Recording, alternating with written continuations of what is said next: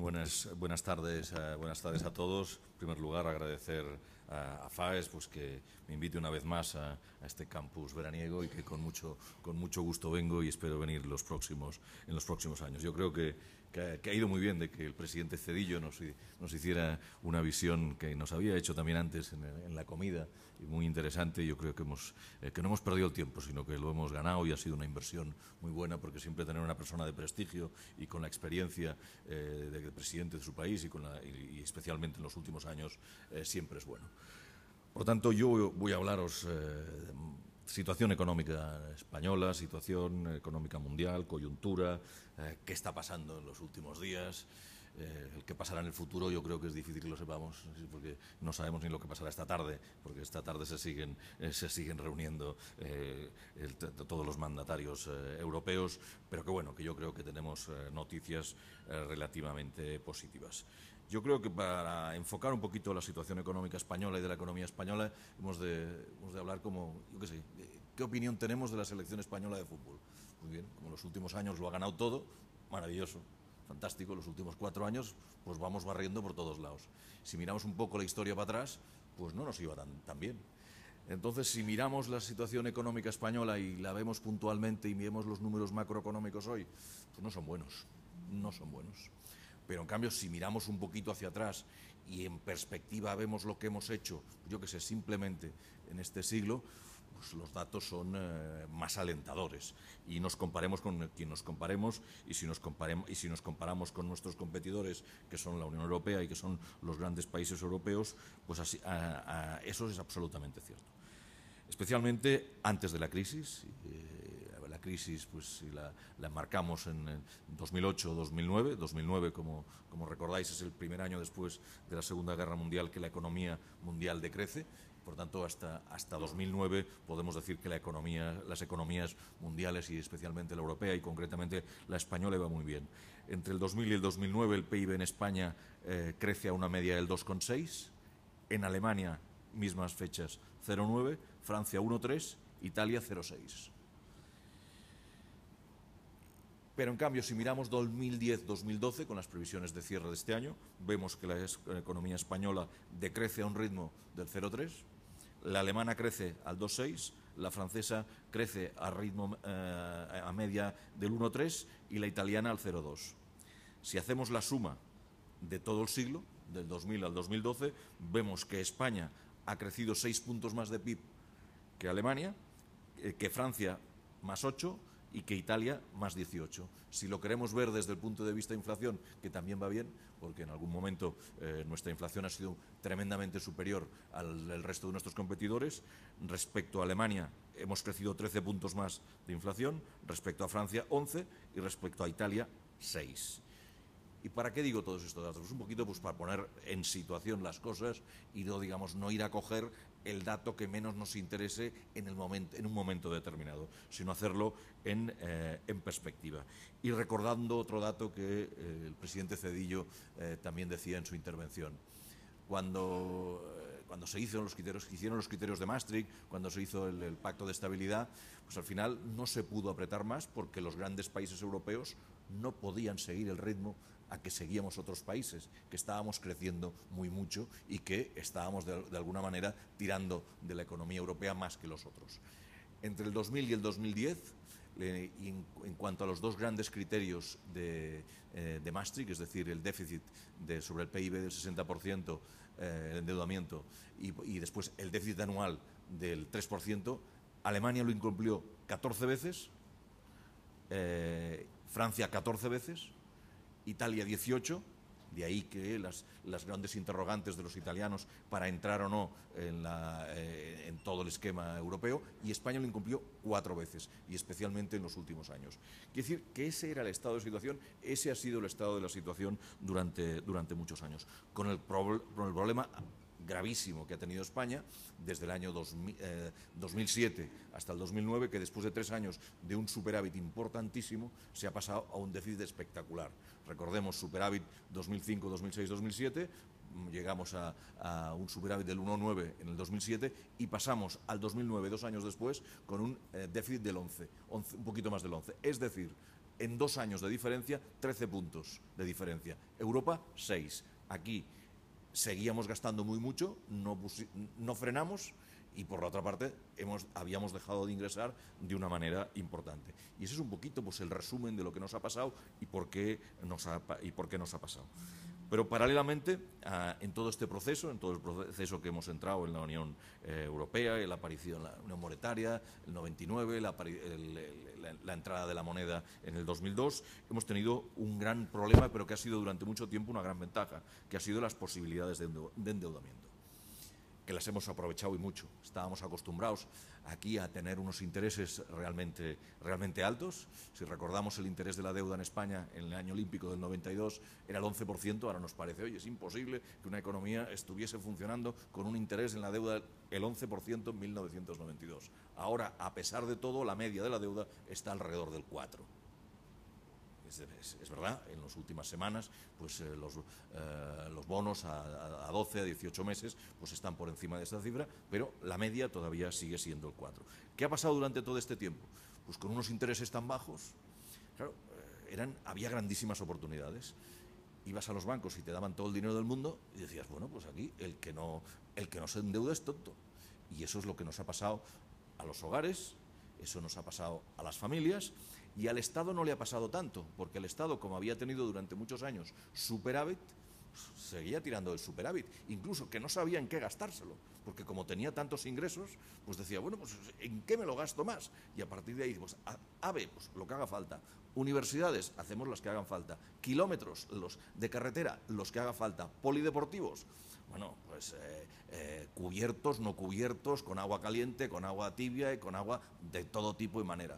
Entre el 2000 y el 2007 en España doblamos los ingresos de los 4 grandes impuestos, es decir, el IRPF, el IVA, sociedades e impuestos especiales. Doblamos. Pues dale a cualquier familia o a cualquier particular o a cualquier empresa el doble de ingresos en un año. Se vuelven locos. Pues el Estado se volvió loco. Y nosotros, en los hogares y en las familias, no nos volvimos locos, pero íbamos a buscar necesidades de tesorería, ibas a un banco y le pedías 1 millón y te daban 2. Y sin ningún problema. Y decían, oiga, ¿y quiere comprar una casa? No, compre 2. Oiga, y además, si quiere irse de viaje, yo le financio el viaje, que ya me lo pagará. Porque, bueno, y en aquellos momentos, con una ocupación de empleo también muy importante, pues bueno, pasaba lo que pasaba. En grandes números, el endeudamiento español entre el 2000 y el 2011 se multiplicó por 2.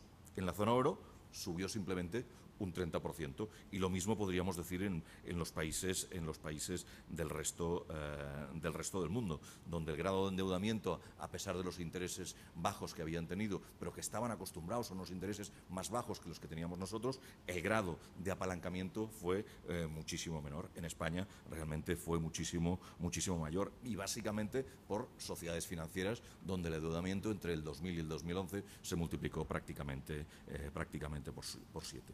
Pero esto no fue ni bueno ni malo, sino que fue unas oportunidades que teníamos por primera vez en muchísimos años de intereses muy bajos y barra libre, y a partir de ahí pues las utilizamos con todas las consecuencias. La economía son oportunidades, y cuando ves que las hay, las aprovechas. Eso nos pasó pues, en lo que podíamos llamar la burbuja inmobiliaria. La burbuja inmobiliaria no se le ha ocurrido a una persona, se les ha ocurrido a millones de personas. Millones que fabricaban, millones que proveían a los que fabricaban y millones que compraban. Y aquí nadie obligaba a nadie, nada. Por tanto, el problema, digamos, los inconvenientes, digamos, las culpas, si hay culpas, fueron nuestras. Lo mismo en el otro aspecto importante para el boom español, que fue la entrada de trabajadores no nativos. Porque aquí en España, en un momento dado, pues teníamos prácticamente pleno empleo y no había manera. Yo recuerdo pues, en algunas empresas en las que estaba yo y que no encontrábamos trabajadores. Abrimos las fronteras y desde fuera pues vinieron una cantidad importante de personas. Si no, digamos, en el año 88 en España pues en personas no nativas había alrededor de 360.000, y en el año 2008-2009 pues habría alrededor de 5.200.000. Es decir, alrededor de 5 millones de personas. La Unión Europea de los 15, entre el año 88 y el año 2008, en España entraron el 50%. Otros países que tenían muchos no nativos prácticamente quedaron estancados. Estoy refiriendo al caso de Francia. En Alemania entraron alguna cantidad, la mitad que en España, y en otros países como por ejemplo Italia incluso menos que en Alemania. Pero eso fue no porque sí, sino que la economía española daba oportunidades, y cuando hay oportunidades en un mundo globalizado como es el actual, pues todo el mundo las aprovecha. Y lo que sí que es cierto es de que si el empleo en el año 2007 en España en la construcción más o menos había alrededor de 2.600.000 personas, hoy ha caído 1.300.000. Pues por ahí tenemos una parte importante del por qué tenemos las cifras de paro que tenemos. Pero eso de la construcción además nos traía efectos positivos paralelos, como eran la recaudación de impuestos. La recaudación de impuestos, por dar un dato, de impuesto de transmisión patrimonial y actos jurídicos documentados, en el año 2006 era prácticamente 18.000 millones, buena parte iban dirigidos a los ayuntamientos, y en la actualidad pues poco más de un tercio puede ser este año. En el año 2006-2007 se visaban 860 y tantas mil viviendas y se hacían 1.900.000 hipotecas, y en cambio este año pues estaremos 100, 110, 120, aunque las hipotecas que se están haciendo son alrededor de 900.000, pero la mayoría nuevas son 22.000 al mes, pero la mayoría de las otras son renovación o cambios de la hipoteca. Por tanto, nosotros tuvimos la construcción, para bien o para mal, y la hicimos entre todos, y eso yo creo que es importante. Y aparte de todo eso, lo que decía antes, como el Estado, los 4 grandes impuestos que he dicho antes, se habían multiplicado por 2 entre el 2000 y el 2007, pues hicimos montones de infraestructuras, y por eso hoy, también hay que decirlo, y es un dato tremendamente positivo, España es uno de los países que desde el punto de vista de infraestructuras mejor las tiene desde el punto de vista europeo. Si comparamos nuestras carreteras o nuestras autopistas con las alemanas, que hace montones de años que no hacen ninguna nueva, o las italianas, que también hace montones de años que no hacen ninguna nueva, pues nos podemos comparar y siempre salimos bien parados. Y además, otro tema importante, las ayudas europeas, todos los fondos europeos que hubo durante todas esas fechas, que fueron entre el 86 y el 2013, serán más o menos en pesetas, porque fueron hechos en pesetas, alrededor de los 20 billones de pesetas durante todo este tiempo. Y eso provocó que en el año 2007 llegáramos a tener una inversión en infraestructuras en presupuestos generales del Estado de 40.000 millones de euros, cosa que este año pues bajaremos a prácticamente 11, 12 o 13.000. Y esos son los datos que teníamos, pero que realmente el dinero no se ha esfumado, sino que es un dinero que de alguna manera pues entre todos o hemos gastado o hemos invertido. Pero durante todos estos años el país ha mejorado y muchísimo, y las empresas también, y hoy somos punteros en montones de empresas a nivel internacional. Y si comparamos un dato que yo creo que es tremendamente importante de cuál es el stock de inversión española en el exterior, en el año 90 teníamos una inversión de unos 15.000 millones de euros, hoy tenemos de dólares, perdón, y hoy tenemos una inversión de 660.000 millones de dólares. Hemos pasado de un 3 a un 47% de PIB. Otros países, para más o menos hacerlo en perspectiva, Alemania, año 90, 151.000 millones de dólares, 2010, 1.421, pasando de un 8 a un 43% de PIB. Y Italia, un país donde yo creo que nos podemos comparar o nos deberíamos comparar, ha pasado del año 90, 60.000 millones de dólares, a 475.000 millones de dólares en el exterior, o sea, bastante inferior que es de España, y en cuanto a PIB ha pasado del 5 al 23. ¿Qué quiere decir todo esto? De que cuando vamos por esos mundos de Dios, y especialmente en Latinoamérica, vemos muchísima inversión española. Vemos que muchísimas empresas españolas son punteras en Latinoamérica, y no solo en Latinoamérica, sino en muchos otros países del mundo. Y eso es un dato tremendamente positivo. ¿Cuál ha sido la gran ventaja, el gran tema que han tenido la economía alemana en los últimos años? A mediados de los 90, la economía alemana, antes incluso de la fusión, por llamarlo de algo, de la fusión por absorción con Alemania del Este por Alemania del Oeste, el porcentaje de las exportaciones respecto a su PIB era alrededor del 20%, 20-21%. El año 2007 llegó a ser el 47%. ¿Y quiénes exportaban? Pues exportaban, digamos, lo mejor que tiene Alemania desde el punto de vista económico, esas 18.000 empresas por encima de 250 trabajadores, que son las grandes exportadoras a Alemania, las que hacen de que tengan superávit, las que pueden hacer patentes todos los días, que pueden invertir en I+D, que pueden invertir en tecnología, que pueden tener miles y miles de ingenieros porque tienen masa crítica para poderlo hacer. Y con eso yo creo que han dado el gran salto de la economía alemana, de ser una economía bastante exportadora, como lo eran Italia, como lo era Francia, a ser la gran exportadora mundial. Recordemos que el año 2007 era el primer exportador del mundo y después, posteriormente, pues lo ha pasado China. Pero ese es el gran tema. Y eso es lo que nosotros, en los últimos años, estamos empezando a hacer. Hemos tenido pues, unos últimos años donde las empresas españolas, a partir de mediados de los 90, pero especialmente a principios de este siglo, empezaron a invertir en el exterior de una manera muy importante, de una manera realmente consecuente, que dijeron aquí el mercado español, el mercado europeo, no es que se nos haya quedado pequeño, sino que vemos oportunidades y con mayores oportunidades de negocio en otros sitios, y básicamente en Latinoamérica, e hicieron el gran salto, y eso se demuestra porque las cosas no se reflejan al cabo de un año, sino que se reflejan al cabo de un lustro, o como mínimo. Vemos de que las exportaciones españolas en los últimos años no han ido perdiendo porcentaje respecto al número de exportaciones a nivel mundial, sino que han ido ganando. Y este año, por ejemplo, con los últimos datos de abril, estamos creciendo las exportaciones el 2,2, que es el único dato que podríamos decir súper positivo de la economía española, pero es que en los años anteriores, en el 2010 y en el 2011, a pesar de las dificultades que tenía nuestro país, estábamos exportando de cara afuera. Y el otro dato comparativo a lo que pasa en Alemania, el número de empresas españolas que exportan. Hay más de 120.000, pero el dato más importante, ¿cuántas empresas españolas han pasado a ser medianas grandes? Es decir, por encima de 250 trabajadores desde el principio del siglo, desde el 2000 al 2011. Alrededor de 1.000, concretamente 900.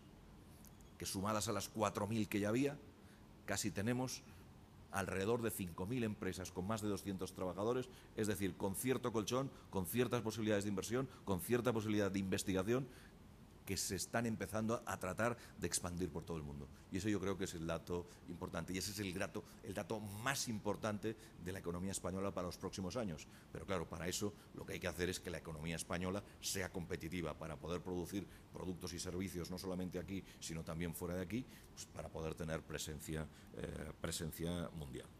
Todo eso es importante pues, con una reestructuración importante de los gastos del Estado. Durante unos años, como he dicho antes, unos superávits espectaculares, después hemos caído unos déficits que no nos hemos dado cuenta de que teníamos que haberlo controlado. ¿Y cómo se controlan los déficits? Pues cuando tienes menos ingresos, gastar menos, pero clarísimo. Y por otra parte, pues también una mejora en la gestión que yo creo que es manifiestamente mejorable. Hemos hecho una transformación política de un Estado prácticamente central a un Estado de las autonomías. Hemos transferido montones de competencias a las autonomías, desde la primera hasta la última, alrededor de 2.000 traspasos de competencia que deberían haber llevado pues, un traspaso importante de funcionarios, pero lo que ha ocurrido es que las autonomías no solo se les ha transferido estos funcionarios y también empleados públicos, sino que han creado muchísimos más. Y también en la administración del Estado han quedado bastantes miles de que dices, bueno, ¿y qué hacen? ¿Qué ocupación tienen si las competencias han sido transferidas? Y eso es un tema importante, un tema que hemos de abordar, es un tema realmente... La unidad de mercado es un tema absolutamente claro. No puede ser que en España pues, tengamos las comunidades autónomas más el boletín oficial del Estado alrededor de 1 millón de páginas. No puede ser. No puede ser tampoco de que en España, entre legislación de todo tipo y manera, autonómica, central, ley orgánica, no orgánica, decretos, leyes, reglamentos, haya más de 100.000. No puede ser de que cada año, entre todas las autonomías, se cambie el IRPF alrededor de 50, 60 veces. Y eso continuamente cada año. Al final, lo que provoca es locura en el que las tiene que cumplir y desorden legal, porque al final ya no sabes si las cosas son legales o realmente ilegales. Hay cosas tan curiosas como que para transportar un residuo peligroso desde el norte al sur de España, pues en teoría has de estar 7 días, porque te has de paralizar, en teoría. has de paralizar en muchas de las autonomías, has de analizar el producto, has de mirarlo, ver si cumple o no las restricciones e ir bajando de arriba abajo. Lo mismo con los residuos, con los residuos peligrosos, con los caballos. En estricta legalidad, si te quieres traer un caballo de Huelva a Gerona, una semana. ¿Por qué? Pues que hay que paralizar el caballo, hay que analizarlo, hay que ver lo que pasa, lo que no pasa. Nos hemos vuelto un poco locos y eso tiene un coste económico realmente brutal. Cuando tendríamos que hacer un mercado único pensando en Europa, aquí nos hemos complicado la vida y eso yo creo que es bueno que lo sepamos, bueno que sepamos que tiene un coste realmente importante y a partir de aquí, pues de alguna manera, pues tratar de cambiarlo, pero así por las buenas, ¿no? El primer problema español en este momento, aparte del endeudamiento, que es al final la consecuencia, es el déficit público. Nosotros aquí hemos creado, porque hemos querido, porque creemos en ello, porque somos europeos y tenemos una serie de diferencias pues, con otra serie de países, hemos creado un estado del bienestar. Un estado del bienestar, pero al final se nos ha ido la mano en el sentido de que hemos metido mucho dinero sin hacer planos. En el campo de la sanidad y la educación, que siempre ahora vemos los recortes, y vemos recortes, yo creo que lo más serio sería adelgazar en vez de recortar. Digamos, y yo creo que es lo que nosotros cuando con el cuerpo humano hacemos, pues lo mismo tendríamos que hacer con el estado del bienestar. Pero no podemos decir que no hemos invertido muchísimo dinero durante muchísimo tiempo. Por poner un dato, en sanidad. En sanidad, entre el 2002 y el 2009, los presupuestos se han multiplicado por 2. Tanto el público como el concertado. Y en educación también, público y concertado, se han multiplicado por 2, de 24 a 50.000 millones. Y que no hay gente en la sanidad trabajando, más de 1.100.000. Y en educación, más de 1.000.000, siempre hablando la pública y la privada. Por tanto, ¿qué habrá que hacer? Pues en la sanidad probablemente industrializarla. ¿Qué quiere decir?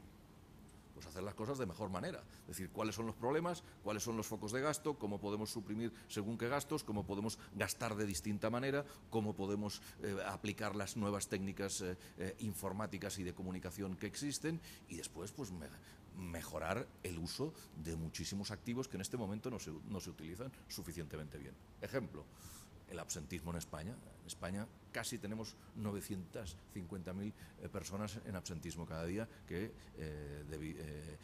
de todas estas que se hacen a través de las mutuas. Y básicamente las mutuas tienen 1/3 de su tiempo y de sus activos sin utilización. ¿Por qué? Porque no hemos sido capaces de llegar a un acuerdo con la Seguridad Social. Bueno, pues casi que lleguemos a un acuerdo con la Seguridad Social. Y si te tienes que ir a hacer un TAC y no te lo puedes hacer en la Seguridad Social, hombre, tenemos unas mutuas que al final también son de todos, pues hagámoslo con las mutuas. Y así podríamos poner pues, bastantes ejemplos en el mundo de la sanidad, en el mundo de la educación, donde probablemente también nos hemos pasado de la raya. Esto de tener tantas universidades, ya sean públicas o privadas, y después los resultados de las universidades es de que no hay universidades españolas en los primeros puestos del mundo, pues alguna reflexión tendríamos que hacer de cuáles son los problemas, de existe endogamia pues, en la clasificación de los profesores o en los catedráticos. Pues yo creo que absolutamente sí, tenemos muy pocos catedráticos extranjeros y muy buenos, y en cambio pues todos son del mismo departamento los que consiguen las oposiciones. Bueno, pues a lo mejor tendríamos que decir, oiga, pues mire, mitad, ahora que muchas veces nos gustan hacer estos de proporciones, pues podríamos decir, mire, el 50% de los profesores o de los catedráticos tienen que ser del propio departamento y el 50% de fuera, pero eso de que sean siempre el 90% los de dentro, eso no puede ser, y eso lo que hace es de que la universidad cada día esté peor y que los recursos insuficientes que siempre decimos, algunas veces probablemente son recursos suficientes, pero que los estamos empleando de mala manera. Por lo tanto, yo no soy partidario ni mucho menos de incrementar impuestos, al revés. Desde el mundo empresarial siempre decimos, pues hay que bajar los impuestos. Pero lo que sí que creemos es de que los impuestos crean civilización. Y nosotros en España en los últimos años hemos hecho unos avances espectaculares. Aquí hace 30 años aquí nadie pagaba IRPF, ahora pagan 18, 19. Fantástico, fantástico. Digamos, aquí cotizaciones sociales, pagamos más que en Europa, pero pagamos mucha cotización social, contingencias comunes, para el fondo del desempleo, lo que haga falta. Más caros que en Europa, 2 o 3 puntos, sin duda alguna. Pero estamos pagando y eso pues ayuda a sostener el sistema. Impuestos de sociedades. Los empresarios lo que queremos es pagar muchísimos impuestos de sociedades. Muchísimos. Porque quiere decir que ganamos dinero. En el año 2007 se pagaron en España 44.823 millones de euros en recaudación de impuestos de sociedades. Maravilloso. Este año no llegaremos a 14 o 15.000. Y lo mismo podría ir diciendo pues, del IVA y de otra serie de impuestos. Yo creo que los impuestos lo que es bueno es de que los pague todo el mundo, que todo el mundo sea consciente de que los tiene que pagar, pero claro, de que para eso pues, lo que se tiene que hacer es de que la actividad económica muchas veces pues, no esté penalizada y que no sea complicada, sino que sea tremendamente fácil. España, por supuesto, que tiene necesidades de reformas, y de reformas pues para ganar competitividad. Yo creo que hay muchas de que van por el buen camino, pues por ejemplo la ley de estabilidad presupuestaria, la reestructuración financiera, que ahí está pidiendo, pues yo lo que pediría es claridad y transparencia. Yo creo que la gente de a pie lo que quiere es saber qué está pasando, cómo está pasando y qué ha pasado y quién lo ha dicho y quién no lo ha dicho y quién se ha equivocado, quién no se ha equivocado y quién se lleva una pensión de más o quién se lleva una pensión de menos. Yo creo que al final las cosas hay que explicarlas y explicarlas de la mejor manera posible. Yo creo que uno de los ejercicios más importantes de transparencia que se hicieron en el Congreso de los Estados Unidos después de la crisis financiera, un tocho de 700 páginas, donde se explicó de arriba abajo que todo lo que había pasado. Y yo me quedo pues con alguna que otra cita más importante, es de que el presidente de JP Morgan decía: miren, en el momento de la crisis en Estados Unidos había 15 empresas estadounidenses con AAA y 17.000 chiringuitos financieros. Y esa es una de las causas de la crisis. De que la regulación no funcionó, el control no funcionó y aquí todo se da por bueno. Probablemente ahora estamos en el extremo contrario. Digamos, ahora en el extremo contrario, pues le ponemos dudas, le ponemos signos catastrofistas, le ponemos interrogantes a todas y cada una de las cosas y de los temas económicos. Y de ahí que muchas empresas españolas, que son empresas de primera, que son empresas que miras sus balances, que si miras sus inversiones, que si miras lo que están haciendo, lo que no están haciendo, que si miras su PER y ves que su capitalización en este momento pues está muy por debajo de lo que sería desde el punto de vista normal. Y muchos de los empresarios españoles te dicen: bueno, es que cuando nosotros vamos por esos mundos de Dios, por los roadshows, antes nos pedían la reforma laboral, dice, y todos los presidentes de compañías españolas casi se estaban haciendo expertos en reforma laboral. Y ahora les piden pues el tema de la deuda y la situación del país, y muy poco les piden de las empresas, que es lo que digo, muchas muy buenas y digamos y dando ejemplo de competitividad en el resto del mundo. Hemos hablado de otras reformas y podríamos hablar largo y tendido sobre redimensionar el sector público. Esto es tremendamente importante. Educación, justicia, sanidad, legislar en positivo, pero yo creo que el tema más importante ahora es nuestra apuesta estratégica para los próximos años. Y eso se llama euro y zona euro. Digamos, sin esta no salimos. Si no tenemos claro de que nosotros tenemos que estar en el euro, pues con todas las consecuencias. Nos costó entrar, nos pusimos las pilas en el momento de entrar, costaba mucho entrar. En aquellos momentos se tuvieron que hacer esfuerzos importantísimos desde el punto de vista económico. El presidente Aznar lo conoce. El presidente Aznar tuvo que convencer a presidentes de otros países que querían hacerlo pues, en 2 fases, la primera menos intensa y iremos a la segunda. Se apostó, yo creo que por la buena, que es entrar con sacrificios desde el primer momento, porque era el momento que había que hacerlo. Yo creo que históricamente fue un acierto. Y fue un acierto pues porque, entre otras cosas, nosotros éramos un país pues demasiado dado a la inflación, y con eso, al igual que los alemanes, que lo único que pretendían es de que hubiese estabilidad de precios, hemos tenido estabilidad de precios durante mucho tiempo. Por tanto, hay que salvaguardar el euro. Yo creo que no tenemos opción fuera del euro. Eso sí, ha sido un milagro, porque hemos creado el euro sin prácticamente edificios, sin consecuencias, posibilidades, mecanismos de regulación, mecanismos de supervisión, prácticamente de la nada. Y ha funcionado. y eso es lo que es casi increíble, ¿no? Pero ahora ha llegado el momento, y especialmente con la crisis de deuda que tenemos, de que hemos de ir hacia una integración bancaria, a una integración fiscal, y después la tercera pata de cualquier cosa como puede ser esta, que es la unión política y el movimiento de trabajadores. Yo creo que en las últimas horas vamos por la buena vía en cuanto a la unión bancaria, con el EBA como regulador y el Banco Central Europeo como supervisor. Vamos a ver la letra pequeña, pero yo creo que eso pues pinta bien. No vamos a ser demasiado optimistas, pero yo creo que estamos empezando a ir por el buen camino. No sé si demasiado tarde para España o no. Ojalá que el mecanismo por el cual se facilitaba dinero a España a través del FROB, mejor sería si pudiera ser directamente a las entidades financieras, pero vamos a ver si llegamos a tiempo. Pero yo creo que estamos en el buen camino, que esa es la vía correcta, y por supuesto va a tener que ir condicionada pues a mejoras en cuanto a las finanzas públicas, en cuanto a estabilidad presupuestaria. Todo lo que se haga en ese sentido es bueno.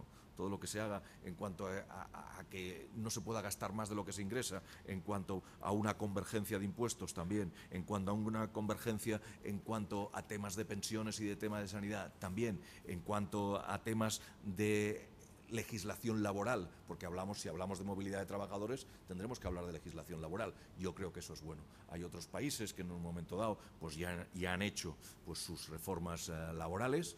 Nosotros hemos hecho la última concretamente ayer se votó en el Parlamento, pero era la 35 que se hacía desde la transición española. Pero digamos, esta es buena, pero no es la última. Vamos a tener que hacer más.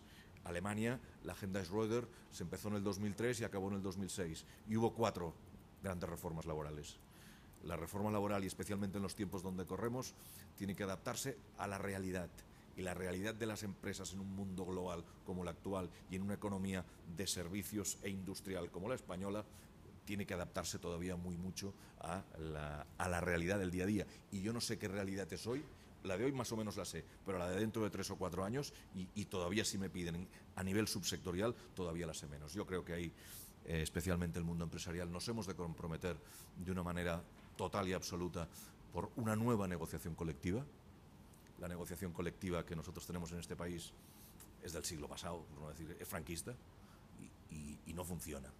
La tenemos hace 30 años y hemos de mejorar los convenios. Ahí hemos de colaborar con los sindicatos, que yo creo que los sindicatos también son conscientes que muchos convenios colectivos se nos han quedado absolutamente desfasados y no tienen nada que ver con la realidad. Es verdad, hay algunos convenios colectivos de empresa, alrededor de unos 1.500, y de estos 1.500 alrededor de la mitad, que han mejorado muy mucho en los últimos años.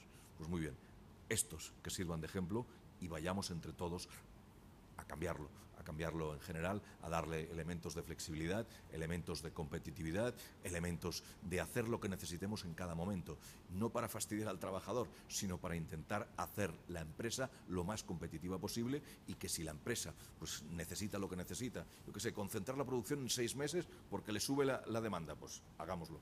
¿Le baja la demanda? Pues hagámoslo. Los alemanes, por ejemplo, hicieron en el momento de la crisis un parón y dijeron, pues muy bien, en vez de enviar a los trabajadores al paro, los voy a enviar a formación.